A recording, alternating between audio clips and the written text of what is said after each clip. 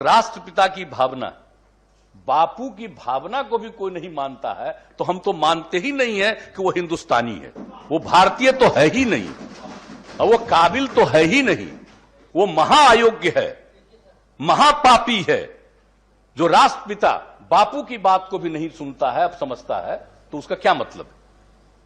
इसलिए इस बात को देखना चाहिए, जरा सा इस सब प्रचार करना चाहिए। बापू की बात, दुनिया भर में दारू का कितना बुरा असर है, इन सब चीजों को लोगों को बता करके धीरे धीरे बताना चाहिए कि हो जाए। और धीरे धीरे तो अन्य राज्यों को भी देखना चाहिए। अब हो रहा है कि कुछ आमदनी हो जाता है दारू बनाने में और उसी के चलते नहीं कर रहा है। अरे भाई कोई आमदनी है। हम लोगों को तो जैसे देखिए कुछ नहीं होता था, हम लोग उसमें टाइटिंग किए थे, सब कुछ किए थे, तब 5,000 करोड़ रुपए पहुंच गए थे, लेकिन हमने छोड़ दिया, हमने तत्काल उसको खत्म किया।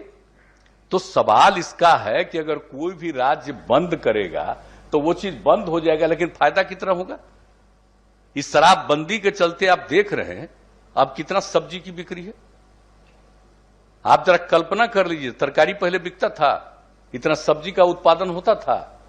एक से एक चीज देखिए ना कि जो पैसा जो दुरुपयोग करता था, शराब पीने में पैसा बर्बाद करता था, अगर वो पैसा बर्बाद नहीं करेगा और यही सब काम में लगाएगा तो देख लीजिए उसके घर में कितना अच्छा अब भोजन हो रहा।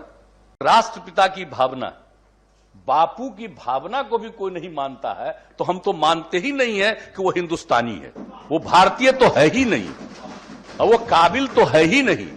वो महाअयोग्य है, महापापी है।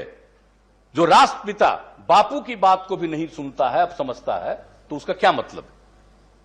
इसलिए इस बात को देखना चाहिए, जरा सा इस सब प्रचार करना चाहिए। बापू की बात, दुनिया भर में दारू का कितना बुरा असर है, इन सब चीजों को लोगों को बता करके धीरे धीरे बताना चाहिए कि हो जाए।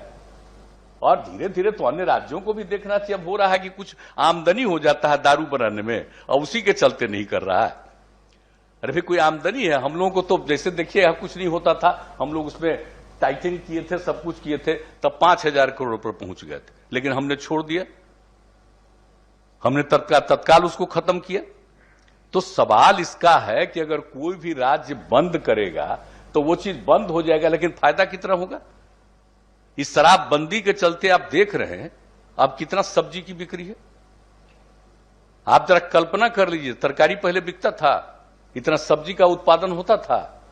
एक से एक चीज देखिए ना कि जो पैसा जो दुरुपयोग करता था, शराब पीने में पैसा बर्बाद करता था, अगर वो पैसा बर्बाद नहीं करेगा और यही सब काम में लगाएगा तो देख लीजिए उसके घर में कितना अच्छा अब भोजन हो रहा।